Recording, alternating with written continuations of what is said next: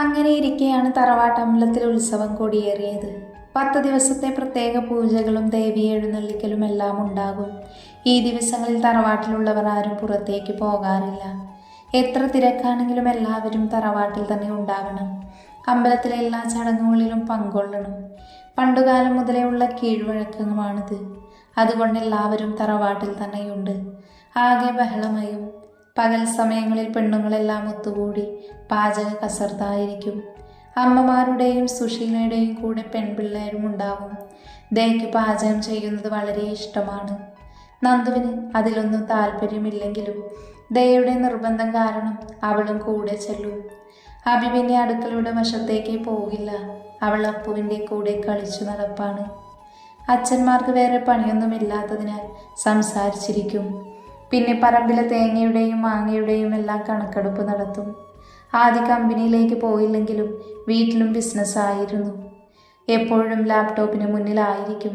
അജയാണെങ്കിൽ 10 ദിവസത്തേക്ക് ലീവ് എഴുതി കൊടുത്തിട്ട് സുഖജീവിതം ആസ്വദിക്കുകയാണ്. ഭാര്യയും ഭർത്താവും കൂടി മുറിയിൽ കയറി കിന്നാരം പറഞ്ഞിരിക്കലാണ് പണി. ഹണിമൂണാണെന്നാണ് പിള്ളേരുടെ വിചാരം. അപ്പോൾ ഇത് വല്ലതും അറിയുന്നുണ്ടോ എന്തോ. അച്ഛനും അമ്മയും പുതിയ വാവയ്ക്ക് വേണ്ടിയുള്ള തയ്യാറെടുപ്പിലാണെന്ന് അവൻ അറിയുന്നില്ലല്ലോ. ജിത്തു മാത്രം എല്ലാത്തിൽ നിന്നും അകന്നു മാറി മുറിയിൽ ഒറ്റയ്ക്കിരിപ്പാണ്. നന്ദുവിനെ കാണേണ്ടി വരുന്ന സന്ദർഭങ്ങളിൽ അവൻ അവളെ നോക്കാതിരിക്കാൻ ശ്രമിക്കാറുണ്ടെങ്കിലും അറിയാതെ തന്നെ ജിത്തുവിൻ്റെ കണ്ണ് അവളിലേക്ക് പോകുന്നുണ്ടായിരുന്നു. അപ്പോഴെല്ലാം നഷ്ടബോധം അവൻ്റെ ഉള്ളിൽ പിടിമുറുക്കി. വൈകുന്നേരങ്ങളിൽ എല്ലാവരും കൂടി അമ്പലത്തിലേക്ക് ഇറങ്ങും. പിന്നീട് രാത്രിയാകും തിരിച്ചെത്തുമ്പോൾ. നന്ദുവിന് ഇതെല്ലാം പുതിയ അനുഭവങ്ങളായിരുന്നു. അവൾ ആദ്യമായാണ് ഈ ഉത്സവം മറ്റും കാണുന്നത്. ഒരു കൊച്ചുകുട്ടിയുടെ കൗതുകത്തോടെ അവളെല്ലാം ആസ്വദിച്ചു. അങ്ങനെ ഉത്സവത്തിൻ്റെ 6ാം ദിവസമായി. അന്ന് വെറുതെ ഇരുന്നപ്പോൾ നന്ദുവിനൊരു മോഹം, തറവാട്ടുകുളത്തിൽ കുളിക്കണമെന്ന്. സ്വിമ്മിംഗ് പൂളിൽ നീന്തി അത്യാവശ്യം നീന്തലൊക്കെ വശമുണ്ട്. നന്ദു വേഗം തന്നെ ദയയുടെ അടുത്ത് ചെന്ന് അവളെ കുളത്തിൽ കുളിക്കാൻ വരാൻ വിളിച്ചു. അയ്യോ, എനിക്ക് കുളത്തിൽ കുളിക്കാൻ പേടിയാ. ഞാനില്ല, താൻ അബിയെ വിളിച്ചിട്ട് പൊയ്ക്കോളൂ. അബിയുടെ അടുത്ത് ചെന്നപ്പോൾ അവൾ പറഞ്ഞു, ഞാൻ കുറച്ചു നേരം മുൻപ് കുളിച്ചതേ ഉള്ളൂ. ഇന്നിനി ആര് പറഞ്ഞാലും ഞാൻ കുളിക്കില്ല. ഇനി നാളെയേ കുളിക്കൂ. ദിവസത്തിൽ 1 പ്രാവശ്യത്തിൽ കൂടുതൽ കുളിക്കുന്നത് എനിക്ക് പണ്ടേ അലർജിയാ. നീ പൂടി, നീ ഒന്നും വരണ്ട. എനിക്കറിയാം ഒറ്റയ്ക്ക് പോകാൻ. ഇനി നീയൊക്കെ എന്തെങ്കിലും പറഞ്ഞ് എൻ്റെ അടുക്കൽ വരുമല്ലോ. അന്നേരം കാണിച്ചു തരാം ഈ നന്ദു ആരാണെന്ന്. ഓ, വേഗം കാണിച്ചു തരണേ, ഞാനിവിടെ കാത്തിരിക്കും. അബി അതും പറഞ്ഞ് മൂളിപ്പാട്ടും പാടി അവളുടെ പാട്ടിന് പോയി. നന്ദു അത് കണ്ട് പല്ല് ഞെരിച്ചുകൊണ്ട് കുളിച്ച് മാറാനുള്ള ഡ്രസ്സും എണ്ണയും സോപ്പും എല്ലാം എടുത്ത് കുളക്കടവിലേക്ക് പോയി. കുളപ്പടവിലെത്തിയ നന്ദു ഡ്രസ്സ് പടിയിൽ വെച്ചിട്ട് കുളത്തിലേക്ക് നോക്കി. നല്ല പച്ച നിറത്തിൽ വെള്ളമുള്ള വലിയ കുളം. കുളത്തിന് നടുഭാഗത്തായി ആമ്പലും വിരിഞ്ഞു നിൽപ്പുണ്ട്. കുളത്തിന് മറുഭാഗത്ത് വെറുതെ കാട് പിടിച്ച് കിടക്കുകയാണ്. അവൾ കുളപ്പടവിൻ്റെ അവസാനത്തെ പടിയിൽ നിന്നുകൊണ്ട് കുളത്തിലെ വെള്ളത്തിൽ കാലുമുക്കി. പകൽ മുഴുവൻ വെയിലായിരുന്നുവെങ്കിലും ഇപ്പോഴും കുളത്തിലെ വെള്ളത്തിന് ചെറിയ തണുപ്പ് അനുഭവപ്പെടുന്നുണ്ട്. കുറച്ചു നേരം അവൾ വെള്ളത്തിൽ കാലിട്ടിളക്കി കളിച്ചുകൊണ്ടിരുന്നു. അതിനുശേഷം പടിയിലിരുന്നു കൊണ്ട് തലയും ദേഹത്തുമെല്ലാം എണ്ണ പുരട്ടി. കുളത്തിലേക്ക് ഇറങ്ങാൻ തുടങ്ങിയ നന്ദു പക്ഷേ അവളുടെ കയ്യിൽ നിന്ന് വീണ് കിടന്ന എണ്ണയിൽ ചവിട്ടി തെന്നിക്കുളത്തിലേക്ക് വീണു. പ്രതീക്ഷിക്കാതെയുള്ള വീഴ്ചയായതിനാൽ അവൾക്ക് നില കിട്ടിയില്ല. നീന്തൽ വശമുണ്ടെങ്കിലും സ്വിമ്മിംഗ് പൂളിൽ മാത്രമേ അവൾ നീന്തിയിട്ടുള്ളൂ. കുളത്തിൽ പക്ഷേ അവൾ പ്രതീക്ഷിച്ചതിലും കൂടുതൽ ആഴമുണ്ടായിരുന്നു. അവൾ വെള്ളത്തിൽ 1 പ്രാവശ്യം മുങ്ങിപ്പൊങ്ങി. ഭയം കൊണ്ട് ബോധം മറയുന്നതായി അവൾക്ക് തോന്നിയിരുന്നു. ലാപ്പിൽ വർക്ക് ചെയ്തുകൊണ്ടിരിക്കുകയായിരുന്നു ആദി. അപ്പോഴാണ് അവൻ്റെ ഫോണിലേക്ക് ഒരു കോള് വന്നത്. ഒരു പുതിയ കസ്റ്റമർ ഡീൽ ഉറപ്പിക്കാനായി വിളിച്ചതായിരുന്നു. അവർ വിളിച്ചപ്പോൾ പക്ഷേ റേഞ്ച് ഇല്ലാത്തതിനാൽ കോള് കട്ടായി പോയി. അവരെ തിരിച്ചു വിളിക്കാനായി അവൻ മുറ്റത്തേക്ക് ഇറങ്ങി. അവരെ തിരിച്ചു വിളിച്ച് സംസാരിച്ച് നടന്നവൻ കുളത്തിൻ്റെ ഭാഗത്തേക്കെത്തി. അപ്പോഴേക്കും അവൻ സംസാരിച്ച കോൾ കട്ടായിരുന്നു. എൻ്റെ ഒരു കാര്യം, ഇനി തിരിച്ചങ്ങോട്ട് നടക്കണം. അവൻ തിരിച്ചു നടക്കാൻ തുടങ്ങിയപ്പോഴാണ് കുളത്തിൽ എന്തോ ശബ്ദം കേട്ടത്. അവൻ അങ്ങോട്ട് ചെന്ന് നോക്കിയപ്പോൾ കണ്ടത് നന്ദു വെള്ളത്തിൽ കിടന്ന് നിലയില്ലാതെ മുങ്ങിത്താഴുകയായിരുന്നു. അവൻ അപ്പോൾ തന്നെ വെള്ളത്തിലേക്ക് എടുത്തു ചാടി. നന്ദുവിൻ്റെ അടുക്കലേക്ക് എത്തിയപ്പോഴേക്കും അവളുടെ ബോധം മറഞ്ഞിരുന്നു. വെള്ളത്തിലേക്ക് മുങ്ങിപ്പോകാൻ തുടങ്ങിയ നന്ദുവിനെ ആദ്യ കൈകളിൽ കോരിയെടുത്തു. തിരിച്ചു നീന്തി അവളെ കൽപ്പടവിൽ കൊണ്ടുപോയി കിടത്തി. നന്ദുവിൻ്റെ മുഖത്ത് തട്ടി വിളിച്ചപ്പോൾ അവളുടെ അനക്കമൊന്നും ഉണ്ടായിരുന്നില്ല. ആദ്യ അലറിക്കൊണ്ട് വിളിച്ചു, നന്ദു എണീക്ക് മോളെ, കണ്ണു തുറക്ക്. അവൻ്റെ കണ്ണുകളിൽ നിന്ന് കണ്ണുനീർ ഒഴുകിക്കൊണ്ടിരുന്നു. ആദിയുടെ ശബ്ദം കേട്ട് തറവാട്ടിലുള്ളവരെല്ലാവരും ഓടിക്കൂടി. കുളപ്പടവിലെത്തിയ മുത്തശ്ശി നെഞ്ചിൽ കൈവച്ചുകൊണ്ട് പറഞ്ഞു, ദേവി, എൻ്റെ മോൾക്ക് എന്താ പറ്റിയത്? മോനെ അജി, വേഗം വണ്ടിയെടുക്ക്. നന്ദുമോൾ വിളിച്ചിട്ട് എഴുന്നേൽക്കുന്നില്ല. നമുക്ക് പെട്ടെന്ന് തന്നെ ഹോസ്പിറ്റലിൽ കൊണ്ടുപോകാം. ആദി ഇതെല്ലാം കണ്ട് വിറങ്ങലിച്ച് നിൽക്കുവാണ്. നന്ദു എഴുന്നേൽക്കുന്നില്ല എന്ന് കണ്ടതോടെ അവൻ്റെ ശ്വാസം പോലും വിലങ്ങി. അപ്പോഴാണ് ജിത്തു അവിടേക്ക് വന്നത്. അവൻ ഓടി വന്ന് നന്ദുവിൻ്റെ മുഖത്ത് തട്ടി വിളിച്ചു. പിന്നെ അവളുടെ വയറിൽ കൈവച്ച് അമർത്തി. അപ്പോൾ വായിൽ കൂടി കുറച്ച് വെള്ളം പുറത്തേക്ക് ചാടിയെങ്കിലും അവൾക്ക് ബോധം വന്നില്ല. ആരെങ്കിലും ആ കുട്ടിക്കൊന്ന് കൃത്രിമ ശ്വാസം കൊടുക്കൂ. നമുക്ക് പാൽക്കാരൻ രവിയുടെ വീട്ടിലെ ഇളയക്കുട്ടി വെള്ളത്തിൽ വീണപ്പോൾ അതിൻ്റെ മൂത്ത ചേച്ചി നേഴ്സാണ്. അവൾ കൃത്രിമ ശ്വാസം കൊടുത്തുകൊണ്ടാണ് ആ കുട്ടി രക്ഷപ്പെട്ടത്. ഇത് കേട്ട ബാധിച്ചിത്തും ശ്വാസം കൊടുക്കാനായി അവൾക്കടുത്തേക്ക് കുനിഞ്ഞു. അത്രയും നേരം മരം പോലെ നിന്നിരുന്ന ആദ്യ പെട്ടെന്ന് പറഞ്ഞു, ഞാൻ ശ്വാസം കൊടുക്കാം. എല്ലാവരും നന്ദുവിൻ്റെ അടുത്ത് നിന്ന് മാറി നിന്നു. ഇത് കേട്ട് നന്ദുവിൻ്റെ അടുത്തേക്ക് ഇരുന്ന ജിത്തു ആദ്യം ഒന്ന് നോക്കിയിട്ട് എഴുന്നേറ്റു മാറി. ആദ്യം ഒന്ന് ദീർഘശ്വാസം വലിച്ചുകൊണ്ട് നന്ദുവിനടുത്തേക്ക് ഇരുന്നു. നന്ദുവിൻ്റെ ചുണ്ടുകളുടെ മേൽ അവൻ്റെ ചുണ്ടുകൾ ചേർത്തുകൊണ്ട് തൻ്റെ പ്രാണവായു അവളിലേക്ക് പകർന്നു നൽകി. ജിത്തു അത് കണ്ട് ദേഷ്യത്തോടെ മുഖം തിരിച്ചു. കുറച്ചു നേരം കഴിഞ്ഞപ്പോൾ നന്ദു ചുമച്ചുകൊണ്ട് ശ്വാസം ആഞ്ഞു വലിച്ചു. ദയ അവൾക്കരികിൽ ചെന്നിരുന്നു കൊണ്ട് 2 കാലുകളും കൈകളും മാറി മാറി തടവി ചൂടാക്കി കൊടുത്തു. നന്ദു കണ്ണുകൾ പതിയെ ചിമ്മി തുറന്നു. ചുറ്റും നിൽക്കുന്നവരിലേക്ക് കണ്ണുകൾ ഓടിച്ചു. അവസാനം ആ കണ്ണുകൾ അവൾ തേടി അലഞ്ഞ 2 കണ്ണുകളിൽ ചെന്ന് അവസാനിച്ചു. ആദ്യ സമാധാനത്തോടെ മുഖം അമർത്തി തുടച്ചു.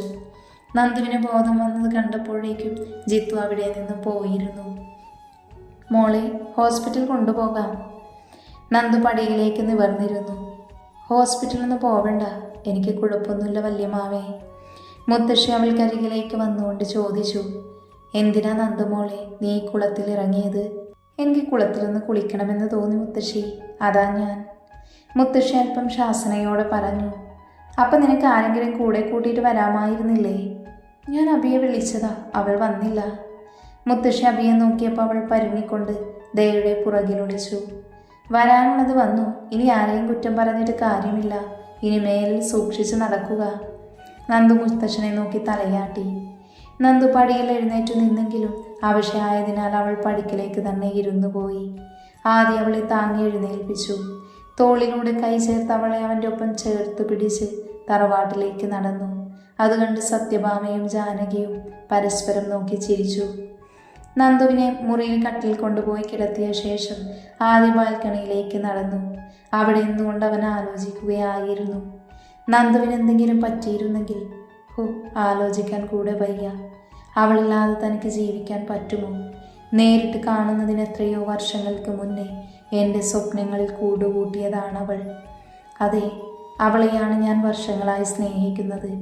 കൗമാരപ്രായത്തിലേക്ക് കടന്നപ്പോൾ തുടങ്ങി ഒരു പെൺകുട്ടി തൻ്റെ സ്വപ്നങ്ങൾക്കിടയിലേക്ക് വന്നുകൊണ്ടിരിക്കുന്നത്.